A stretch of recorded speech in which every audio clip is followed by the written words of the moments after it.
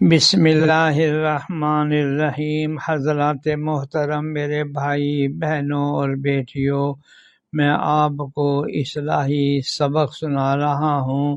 آج حضرت سلمان رضی اللہ عنہ کی شادی کا پیغام دینے گئے اور گھر کے اندر جا کر حضرت سلمان کے فضائل اور محاسن بیان کیے۔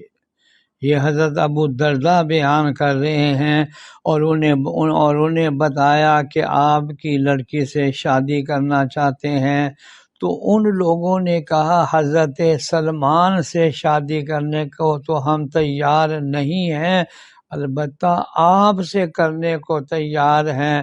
چنانچہ وہ اس لڑکی سے شادی کر کے باہر آئے اور حضرت سلمان سے کہا اندر کچھ بات ہوئی ہے لیکن اسے بتاتے ہوئے مجھے شرم آ رہی ہے۔ بہرحال حضرت ابو الدرداء نے انہیں ساری بات بتائی۔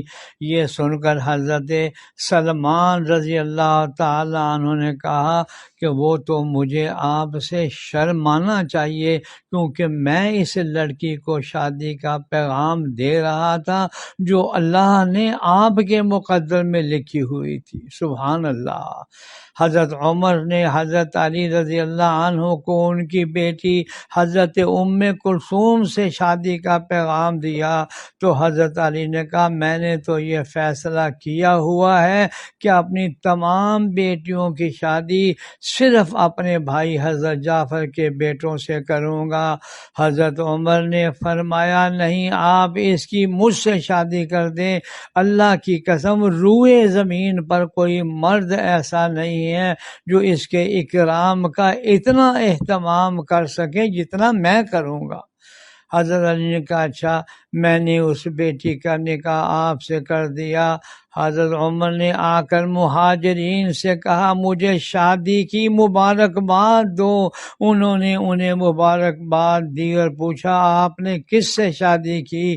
تو حضرت عمر نے کہا حضرت علی کی بیٹی سے، کیونکہ حضور صلی اللہ علیہ وسلم نے فرمایا ہے کہ میرے رشتے اور تعلق کے علاوہ ہر رشتہ اور تعلق قیامت کے دن ختم ہو جائے گا، تو میں نے اپنی بیٹی کی شادی تو حضور صلی اللہ علیہ وسلم سے کی تھی، اب میں نے چاہا کہ حضور صلی اللہ علیہ وسلم کی نواسی سے میری شادی ہو جائے تو مزید رشتے کا تعلق حاصل ہو جائے گا۔